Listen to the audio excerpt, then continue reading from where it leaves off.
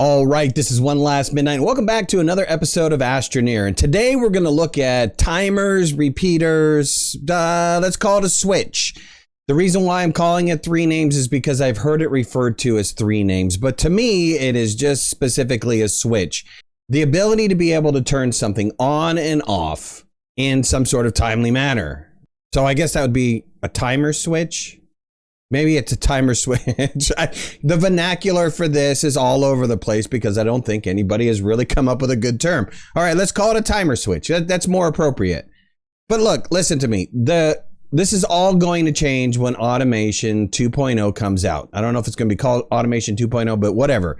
As soon as they release the new sensors that have a repeater and a timer on it and percentage stuff on there and min-max stuff, all of this concept, well, maybe not all of this concept, but some of this concept might go away. At the very least, it's definitely going to change. So I hope you guys enjoy the video. I have no build list for this particular video, so let's jump right in. Scenario 1, the button repeater, used as an on-off timer switch. Now, I've gotten a lot of flack about this particular switch, and I'll tell you why, but let me first show you how to set it up and explain to you how it works. First, you're going to take the target pin off of one of the repeaters, put it down again, and attach it to the other button repeater. And then you're going to take the target from the second button repeater and attach it to the first button repeater. When you activate this button repeater, it's going to send a signal to turn on this button repeater, which turns on a signal to turn on the first button repeater, which then causes it to loop around over and over and over again. And it loops so quick that it's instantaneous. And so you activate this by using one of the button repeaters to start the process. And now you can see that the timer is working. And to turn it into a switch, I'm going to disconnect this momentarily. All you have to do is then, in turn, attach it to another item. Now, the soil centrifuge is a great item because it ignores the off switch. Once you press the button to turn on the soil centrifuge, there's no way to shut it off. So while this button repeater timer switch is happening, it's just going to send a signal on, off, on, off, on, off. The soil centrifuge is going to ignore the off and just wait for the on. So once it's available to use again, it's going to get switched on. Once the soil centrifuge is filled with soil, I turn on the button repeater, the soil centrifuge starts. Once the soil centrifuge completes, it'll offload the items and then fire the soil centrifuge again once it has soil. And it'll start the process all over again. Now, sometimes this fails to fill up completely. Sometimes you only get 4 items. Many times you get 8 items like you're supposed to. To turn off this switch, all you have to do is deactivate one of the button repeaters, and now it is off. Now, why have I gotten flack from this? Well, simply put, and I think it's a defect within the current system, if you have one of these button timer repeaters happening, you cannot have a second one happening. So if I try to activate this second one, it just won't work. And I honestly think that that's a defect in the system. I don't think that that is the functionality that's supposed to happen. Ultimately, you should have both of these running at the same time. Now, why don't I care?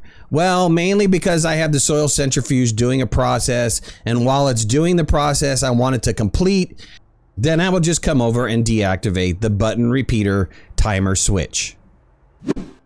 Scenario 2, the storage sensor timer switch. Now, this is pretty easy to configure. Over here we have a medium resource canister. We have one resource, and I have a storage sensor set to empty, not empty. I'm going to place the storage sensor on the medium resource canister. I'm going to take the target pin and place it on the resource canister. And then I'm also going to take a target pin and attach it up to the beacon. Now there needs to be an additional thing, which is I need to branch off this segment pin and attach it once again to the storage sensor. So what this is telling me is that when this storage sensor gets empty, it's going to fire off a signal. And when it gets not empty, meaning it's going to have some item in it, it's also going to fire off a signal. Now this works two ways, and I think one of them is a defect, but you can have this work in an instantaneous mode, very similar to the button repeater timer switch, by simply taking the resource and feeding it to the top. And you will see that it is performing this crazy action. Not only that, it's very, very loud. But you can see by the beacon that it's flipping these colors extremely fast, almost to the point where you can't register the color. The other way to make this to be a 1 second timer is just to enable the medium resource canister. Once you do that, the resource is going to feed in from the top and feed out from the bottom. And if you notice, the signal that gets sent is pretty much in a 1 second interval. This is a nice little timer. It requires no power whatsoever to run, and it's not constantly firing over and over and over again. Now, just a slightly different variation on this timer. It really doesn't gain you any additional time, but if you wanted to have this configuration, you easily could, which is to have a slightly larger platform so that you could see the resource get pushed off. Again, this does not change the time. The timing is still 1 second that turns the beacon on and off. And finally, we have a storage sensor timer switch that has variable time. And the way this is set up is simple. You take the storage sensor and you attach it to the medium storage. You remove the target pin, place a target pin on the ground, and then create a segment to each of the medium resource canisters. You have your storage sensor set to full or empty. Now, in order to turn this on and off, it's easier to have a button repeater to just flip the mode of the medium resource canister. And that way it's easy to start and stop this particular switch. You take the target pin off the button repeater, place a segment down, and then attach a pin to each of the medium resource canisters. Finally, we're going to branch the storage sensor pin and attach it to our final machine. In this case, it is a beacon. And then we're going to flip this on. Now what's happening here is that the 3 filled medium resource canisters are filling up this storage. And once this storage is full, it will send a signal off. Once the storage is empty, it will also send a signal off, which in turn produces a timer that is about 2 seconds in an interval. In order to slow this timer down, you can reduce the number of medium resource canisters just by simply pulling them off and replacing them with some other arbitrary item. By having just 1 resource canister on here, this timer will actually be significantly slower than with having 3 on. And you can see that the interval has changed to roughly about 8 seconds. 2 on would reduce it to 4 seconds, and 3 on would reduce that to 2 seconds, approximately. Scenario 3. AutoArm timer switch. So let's look at this scenario using AutoArms. Now this does require power. So you're going to have to power the AutoArms, but essentially we have an AutoArm that's pointed over to this storage and an AutoArm that is pointed over to this second storage. And I have a storage sensor with set to the mode of empty or not empty. And so what happens is when I put a resource onto the storage, it's going to send a signal to the beacon when the item is removed and when the item is placed back on again.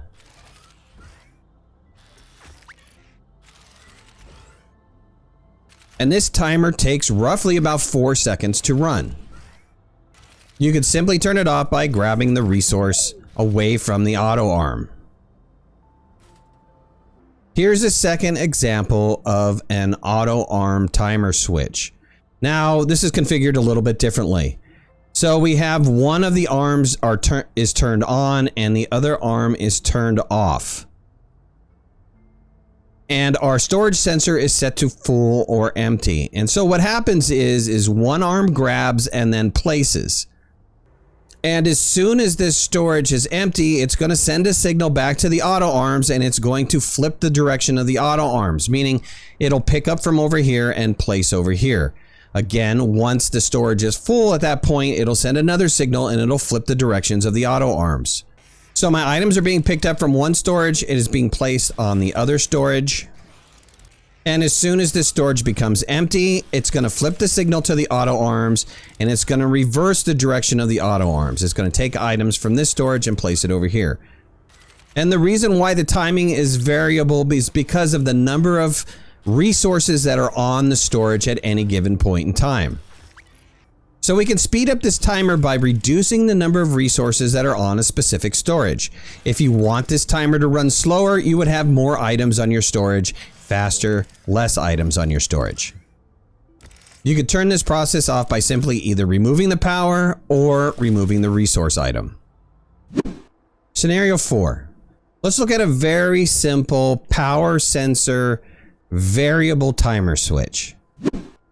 Now the reason why this is a variable timer switch is because the wind is not always blowing. So we have a small wind turbine on here and you can see that it got activated. We have our power sensor to be power gained or power lost. And the purpose of this is we want something to turn on or off when we have some sort of power. This is a really cool example because we can attach it up to a horn and as soon as we lose power, the horn will sound. As soon as we gain power, the horn will also sound. Sends off the signal, the horn got activated. And the same will happen once we start getting some wind. So this could be used as a very simple timer switch. Granted, it's an unpredictable timer switch because you don't know when the wind is going to blow or not blow. But if that is really not a concern for you, if you just want it to turn on or off intermittently, then this is kind of a good switch to use. And finally, scenario 5, which is a battery sensor timer switch. Now, how this works is we have a battery sensor on a battery set to charge or not charged. And so when this battery loses some power or gains some power, it will fire off a signal. In the back, we have some power. Now, this medium solar puts out 2 units of power per second. And the soil centrifuge actually uses 4 units of power per second. So what's going to happen is if I activate the soil centrifuge, and when the soil centrifuge starts, it's going to start using power from the battery and consuming power from the battery. When the centrifuge has finished its process, the battery is going to start recharging. Now, since we're not getting as much power from the battery as the soil centrifuge uses up, it's going to take a moment or two for the battery to recharge. Once the battery recharges, then the whole process starts all over again. A signal gets fired to turn on the soil centrifuge to start the process again. You can see that the battery is getting charged up. And as the process completes and fills up with soil, the battery is still out of power and it will signal again to turn on the soil centrifuge. All right, that's all great, but this is great for an independent system. One medium solar to your soil centrifuge, and this little system, if you have it independently and you have arms moving items off of it, works really, really well. But let's say you have it hooked up to your big mega base that has a ton of power all over the place. And you're gaining more power than what the soil centrifuge is using. So the battery is not getting fully drained and it's actually firing at an inappropriate time. Well, you could fix that problem by putting in a splitter and maybe an additional platform and hooking these power cables up. And so what the splitter is doing is it's sending power over this medium platform A and it's sending power over to the extra large platform C. So we can take the splitter and we can actually reduce the amount of power that's going to the platform C so that it is always going to be less. It's always going to drain off of the battery first so that the battery does not get charged during the soil centrifuge process. And so if I was to hook this back up again and activate it the first time,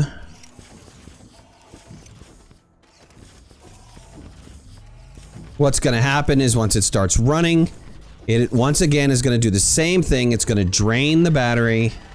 And since such limited power is going in, it's going to pull from the battery solely. Once the process is complete, power is going to go in and slowly recharge the battery. You have the ability to tweak these numbers to be something like, you know, 2.5 or 2, 3 or something like that to make the timing a little bit better for you. You know, with the splitter, you can slow the process down or you can even speed it up slightly, but do not take the power over the consumption rate of the soil centrifuge. In this case, the battery is going to charge. It's going to send off a signal, but the soil centrifuge may or may not be ready at that time. We barely kept it from firing at the wrong time. So you can stall this process easily by giving the soil centrifuge too much power. So make sure that you don't give it too much power. 2 seems to be a really good constant. All right, so that was it for my video on the timers, repeaters, switches, whatever you want to call them. And I want to give Ron the Phlegm a shout out because he helped me tweak some of these settings to make sure that they work for you guys. But that's it for the video. I hope you guys enjoyed it. If you did, hit that like button. If you're not subscribers, please subscribe. We've got a great community of people here. If you want to follow me on any of my social media, you can find the links in the description below. And make sure to hit that notification bell. That way you know when I go live and when I post new videos. We'll talk to you soon. Thanks a lot. Bye-bye.